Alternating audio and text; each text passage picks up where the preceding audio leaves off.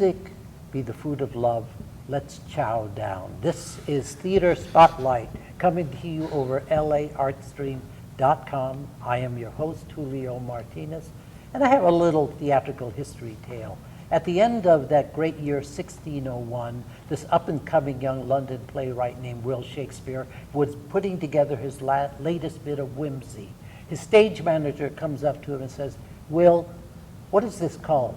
And Will says, "Oh, I don't know. What You Will." And the name of it is What You Will. The stage manager says, "Oh, no. John Marsden over in East London Theater, he's doing a play, the same name."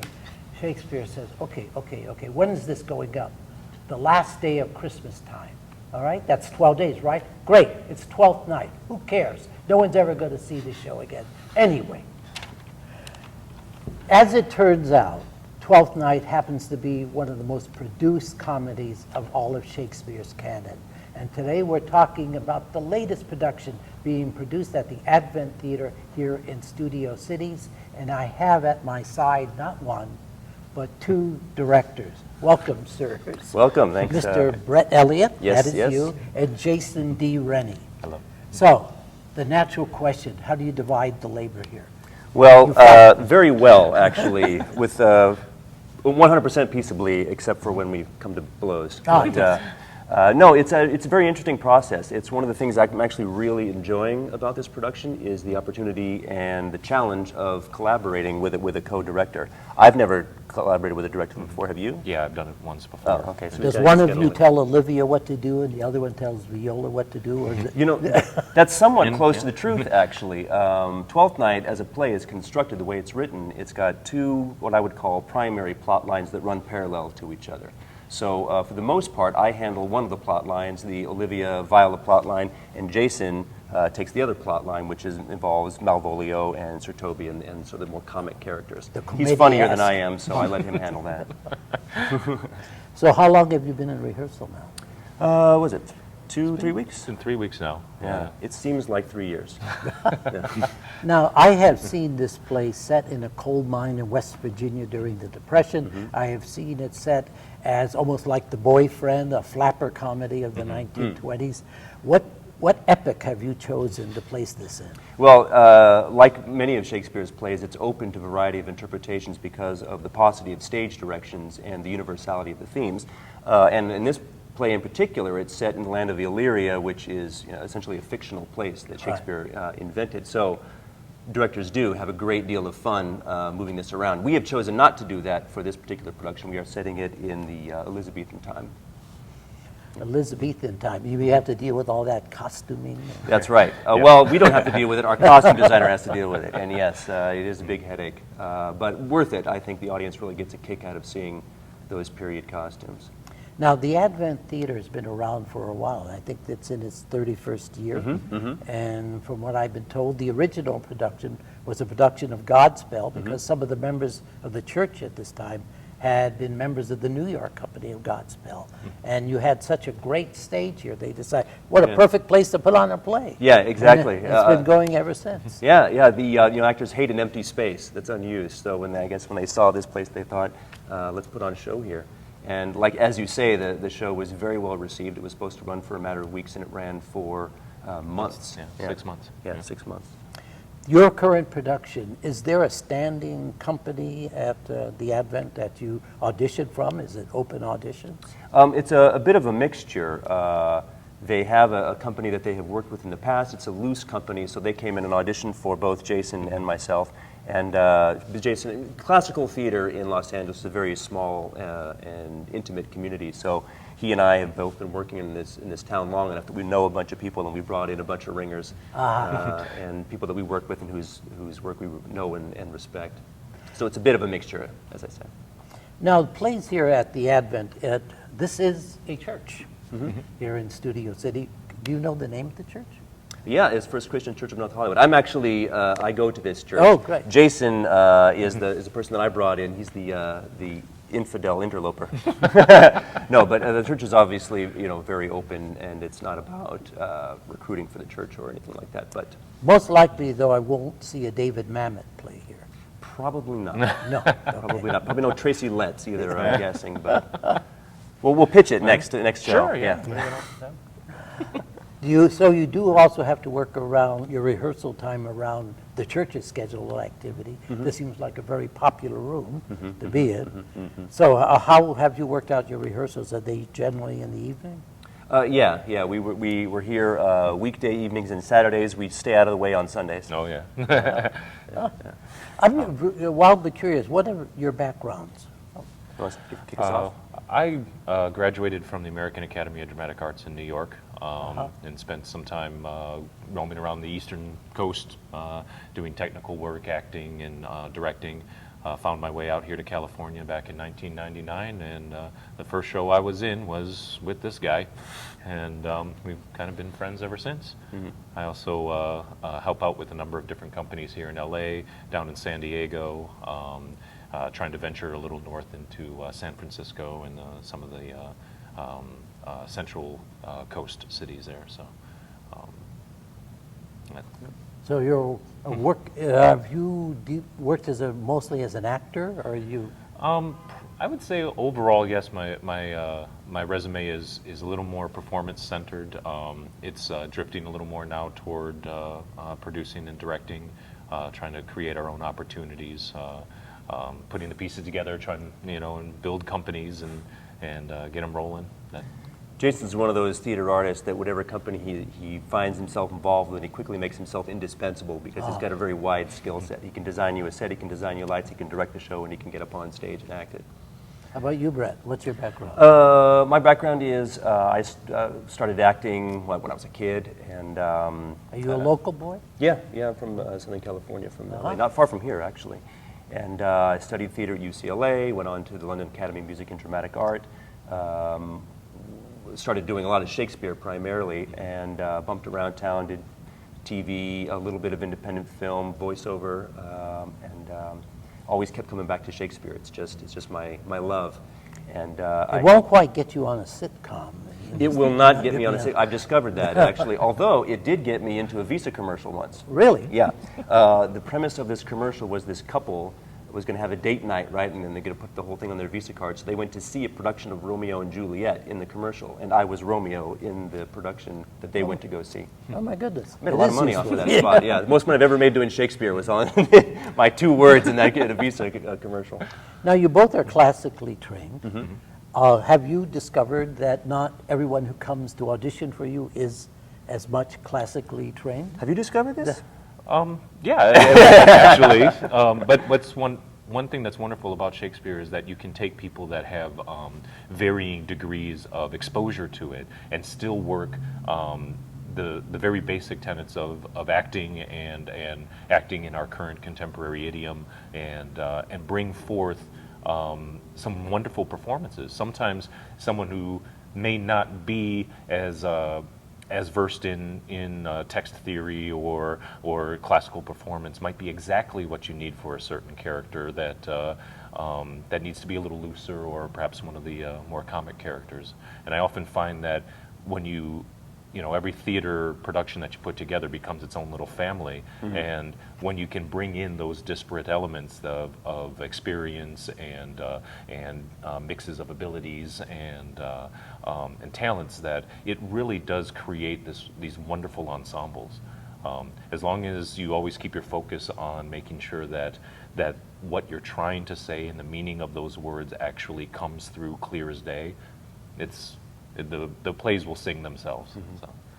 There's always the convention, or there seems there's always the convention, that there are twins who have been lost and they finally come together, but they don't recognize one another. In this particular case, one is played by a man and the other is played by a woman. And the woman then dresses as a man. And people confuse the both because neither of them are on stage at the same time. It's a great commedia. Oh, yeah, classic device. Shakespeare didn't invent it, but he made very good use of it. Yeah. And this is actually the 4th play that he wrote that involved a set of twins. So. Well, it's a good comedic use. I haven't seen him use it in one of his tragedies, but it works. It works. Not so tragic. Very funny. Not so tragic. So, do your 2 twins look like one another when they're? We did pretty well, actually. I have to say, we were very happy.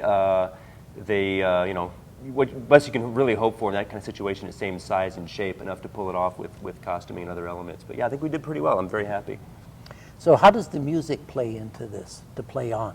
All right, well, Jason, take that. One interesting thing about Twelfth Night is that it's the one play of Shakespeare's canon that has the most music. There are, depending on how you cut and edit the play for performance, there can be up to 7 full songs. Plus, there are characters that sing snatches of songs and also refer to them in some of the lines. So often, a character will sing just a couple of words as it picks up from a traditional song. We don't necessarily have all of the original music settings for them, but there are some inferences and some traditions, traditional tunes that get put with the lyrics. So. Are you using original melodies at all? Do you have a composer? Yes, actually, we're using as our sources a lot of the original Elizabethan melodies and tunes and settings for the songs, and then we have been absolutely honored and to have involved with the company for this production, John Kreitler, who is an Emmy-winning television composer. That helps. And yes, and he's working with these themes to expand upon them and create modes and different feels that are based upon these songs, so that what you hear in the play gets reprised and becomes thematic throughout to help punctuate and create interesting through lines. Interesting about the music is that when Brett and I were originally looking at this play and just doing some brainstorming on it. We found that one way to make it a somewhat unique take was, since the lead jester clown, whose character's name is Festi in the show, since he does most of the singing, we have been working with a very loose motif that this entire play is a song that he's conjured into being. So the opening of the play will feature Festi sort of conjuring this play through a song. Do you have a lot of facile, lute, and dulcimer and zither players? Unfortunately, no. But we have a wonderful composer who knows how to make it sound like that. We'll do most of the songs, since where they come into the text, can be done a cappella. So we'll be doing most of them that way.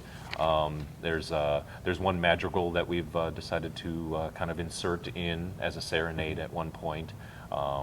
And then we're working on a little bit of live accompaniment with a couple of the actors, but we'll mostly do it with voices and harmony. But if you know a good zither player, send them our way. Oh, definitely. You're aiming for a September 28th opening. That's is that correct. Right? Yeah, Friday night. And you can have an interesting preview the night before. Yeah. Can night. We're calling it the Can Night. It involves no dancing, but all the benefits from this production of this show will go to benefit the North Hollywood Interfaith Food Pantry. So we're asking folks to bring a can of food, pay what you can, it goes, and then that's a sort of a way of free previewing and also promoting the food pantry. Your productions, or at least Advent Theater Productions, have done very well for this very worthy nonprofit organization. I remember I saw Vaudeville, which was done last season here, and I know it raised over $4,000 for the food pantry. We hope to follow in their footsteps. This is the first Shakespearean production that Advent will have produced, so we'll see how the audience enjoys it. If they enjoys it half as much as we do, we're in good shape. Now, this space wasn't originally designed to be a theater. That's correct. It's an all-purpose room, hall. Very nice. Are there any particular staging problems you have to solve? No, I would say no. It's a very versatile space, and it's a space that lends itself to performance very well. We will have risers out here with the audience in a semi-thrust configuration. It's going to be a very dynamic, and as you can tell, it's acoustically fantastic in here. Yes. And they did a wonderful job with the lights, light grid, so I think we're in really good shape. The nice thing about this space is it allows us to do Shakespeare in a style that often people don't get to see, which is a little more intimate. By allowing us this floor space and letting us get into a thrust and right up into in with the audience. Oh, you get right down amongst them. Yeah, it allows for a subtlety and a way of acting that can that you don't get to see often when you go to a Shakespeare in the Park type performance where you have to project a bit. Yeah, absolutely. where you're going for the cheap seats. So. Yeah, for the past 16 years, I've been working with a Shakespeare company out in Thousand Oaks, the Kingsman Shakespeare Company. I'm associate artistic director there. as it happens. And it's a real treat for me to be able to come to this venue and do a whole different kind of Shakespeare. In some ways, closer to the way this show would have been originally produced. As you were talking about the initial performances back in 1601, it's thought that this show originated at Middle Temple Hall, which is a much more intimate venue, which I visited last time I was in London, and it's not very different in size and configuration from this space. That was a multi-purpose room too. Absolutely. There's a space here in town, a very lovely production company, Theatrica Botanica, Yes. which is out in Topanga. And I invited a couple of the actors to come be on my radio show. And they were so used to projecting like crazy in that big open space that when they came on the radio, I had to put them 6 feet away from the mic because they were blowing it out. So it's nice to be able to speak in a more conversational manner. Yeah, and not just speak, but you can play moments and go for subtlety and complexities that are a little more difficult in an outdoor venue. Shakespeare is about big emotions and big actions a lot of the time, so it lends itself very well to those larger productions. But there's something really wonderful, delicious about being able to come and play it in a space like this. When I did this production, it was in 1965. I was a member of the San Francisco Mime Troupe, and we did a comedia production. Oh, wonderful. My opening that I did was the way that show opening, Let's Chow Down. But the Mime Troupe was much more adept at doing all the crazy commedia physicality of the show than they were in actually doing Shakespeare. So I guess a good production of this is when you have a really even mix of that. Yeah, we are really striving for that with this production. Jason is handling all the musical elements as he's explained, and I'm handling the fight choreography. And there's often not a lot of fight choreography in this show, but since that's part of what I do, I find every available opportunity to throw some fight choreography because I enjoy it. But there's some opportunities for some wonderfully comedic physicality in this show. So part of what we're trying to do is bring those elements as fully developed and realized as we possibly can, while still maintaining the subtlety of the other moments as I was describing. No one's been injured yet. Not yet. Not so far. Not yet. That cross garters thing could be. That's really right. So Swelling in at the toes. this, I did not know this. In the 31-year history Advent Theater, this is the first Shakespeare production? So I'm told. Yeah. Yeah. So I'm told. That's amazing. Yeah. It's good. We feel very privileged to be able to bring Shakespeare to this venue, this company. Is it partially you're being educators too, because you have to essentially get everyone on board speaking the same language the same way? Yeah. In terms of our acting company. Yes. Yeah. That is very true. Go ahead. Yeah, the interesting thing about doing Shakespeare is that it's often perceived as almost a foreign language, and in some ways it is. It's English that was a snapshot of English that as it was spoken just at the beginning of the huge flourishing of vocabulary and grammar and stylism that the English language went through during this period, and getting everyone onto the same page of what these words actually are saying, and identifying that with how you would say that now, and then realizing that, well, that's actually pretty clear. And striving to make that the accessibility point for the audience is to one of the greatest compliments I have ever hear is when people say, "I understood it." Right? That was I got it. It was it was clear, and we actually understood what Hamlet meant by to be or not to be. It's something that we have to be mindful of, in my view, as directors, modern directors of Shakespeare.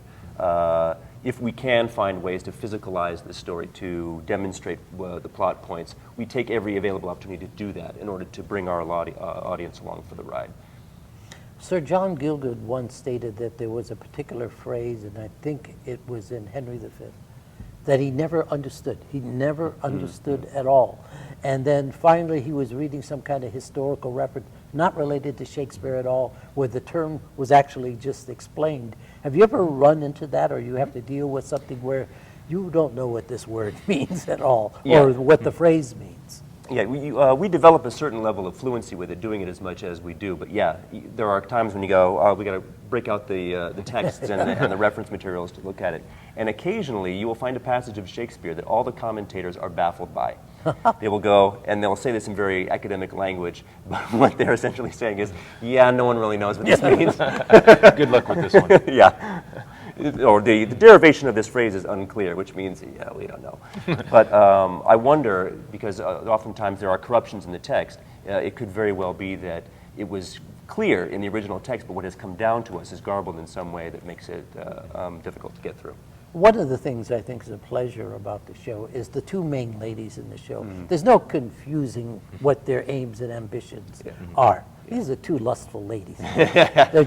They're aimed in different directions, that's all. Yeah. And a lot of people have very strong motivations in this show. Oh, yeah. No ambiguousness here. Right. Yeah, that tends to be the case often in Shakespeare. People have very clear motives, clear desires, and they are clear about those desires. They tend to say what they think and do what they intend to do. They're very straightforward.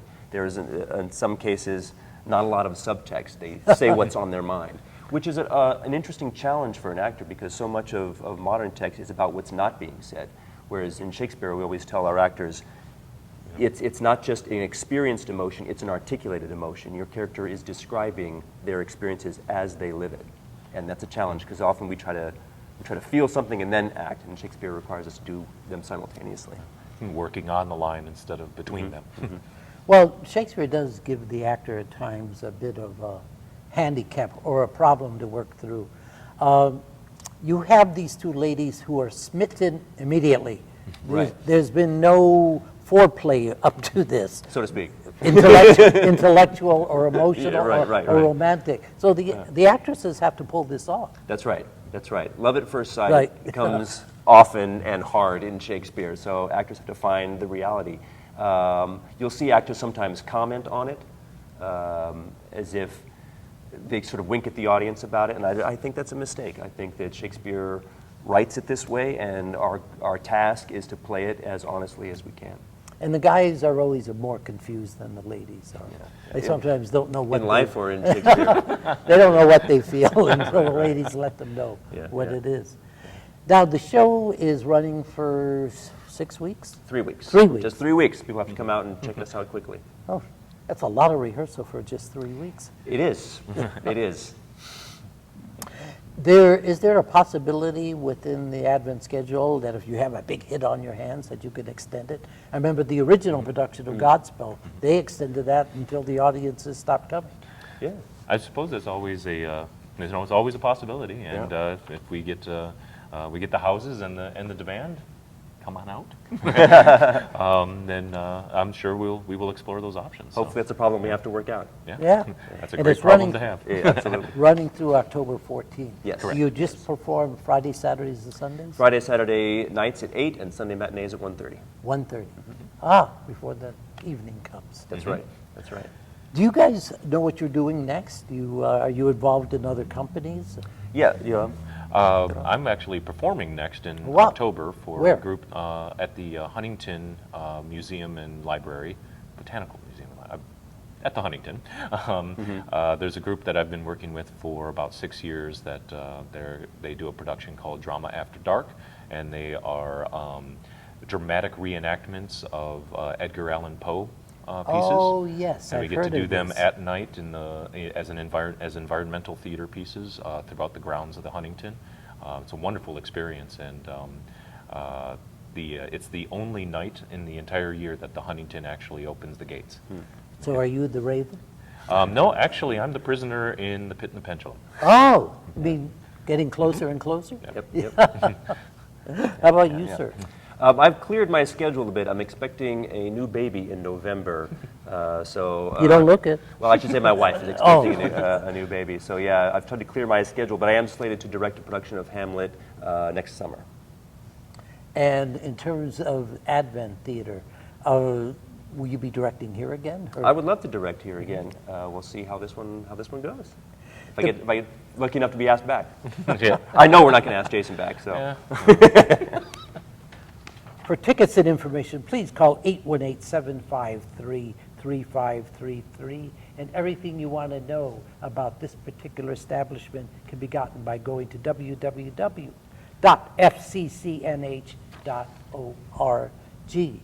How many people are in the production? How big a 15, cast do you have? cast of 15. 15? And if you consider our crew, staff, and designers, we're almost to 30. 30. And everyone involved in the Advent Theater volunteers their time. Correct. Full time. Correct. My goodness. Yeah, well, that's the only way that all the proceeds can go to the food pantry. Right. Do you, because you have so many roles, are you able to double cast or have alternates? We do a little bit, but we mostly chose not to do that. We find it fun to, if we don't have to do that, to not do it. And this is, in this play in particular, certain doubling is very difficult to do because the characters move in and out so quickly. It's a little better if we can have one person play a single character throughout. So no one is allowed to get sick That's right. or get a job. All hands on deck. Get a commercial. That's right. Oh, that's walking a tightrope. Oh, Jason will step in for anybody who has to miss. Even the girl roles. That's Absolutely. Just singing. Very Shakespearean if he steps in for the girl role. I had mentioned in jest the instrumentation, but are you the composer will be on keyboard for the show? We will. The composers will be recording a lot of our interstitials and atmospheric tracks and our underscoring. The live music will be mostly just vocals and harmonies, and maybe an instrument here or there that's strummed, or we'll see how that goes. I always run into this thing in a musical. Generally, you rehearse the music separately. You get together and sing, and everyone's fine, strong. You get them on stage moving in character, and everything disappears. We had kind of the opposite experience the other day. Jason was working on this very complex madrigal with these actors who aren't necessarily madrigal singers, and they were struggling with it. And I said, "How's it going?" He said, "Well, it's coming." You know, I said, "Well, let's rehearse the scene anyway." We threw him in there, and boom, it was great. It was perfect. Yeah, I think they were thinking about it too much before. Yeah. Once you get him in there and get him running A up, little adrenaline. little Puts everyone a pressure little and- sharp, and that's nice. And no one's in costume yet. They're still rehearsing in jeans and things. Yeah. But very soon we'll have to start working in costume because there's so much physicality in our production that becomes critical that they start working what they're actually going to wear to see that there's any problems. Do you notice that when you put in a Shakespeare play, when you finally get them in that costume, in Hamlet's costume, holding that skull, that all of a sudden the acting changes? I've always found as an actor and as a director that bringing these extra once the layers start coming into the play, like certain props or certain costumes. Some people have real strong identification with a very specific piece that they handle throughout the play, whether it be a hat or or a tankard or a book or something. That once you start getting those in layers added on, that for the most part it just helps strengthen and deepen what's going on. I know that like you mentioned the costume, and both of us had ended up remember our posture. It's amazing when some of the Elizabethan costumes that'll be worn, that we've already been doing some of the fittings, and the comments are like, "I can't breathe in this, but I stand up wonderful." I remember a comment once from a production done at ACT where Bill Ball, the artistic director, someone once asked him, what was the biggest accident that ever happened to you on stage? He said, "I was doing Hamlet and we lost the skull." Now, have you ever had a moment like that on stage? As a matter of fact, Jason and I, in particular, had a moment like that together. I was in a production of Hamlet that we were doing. I was playing Hamlet, and Jason was playing Rosencrantz or Guildenstern. Which One of the two. Yeah, It changed we can't remember every either. couple of weeks it changed. Excellent. So there's a scene where where Hamlet has a flute and turns to the two of them and says, "Can you play upon a pipe?" And they have this whole conversation about playing on a pipe, and you're playing on me like one would play upon a pipe.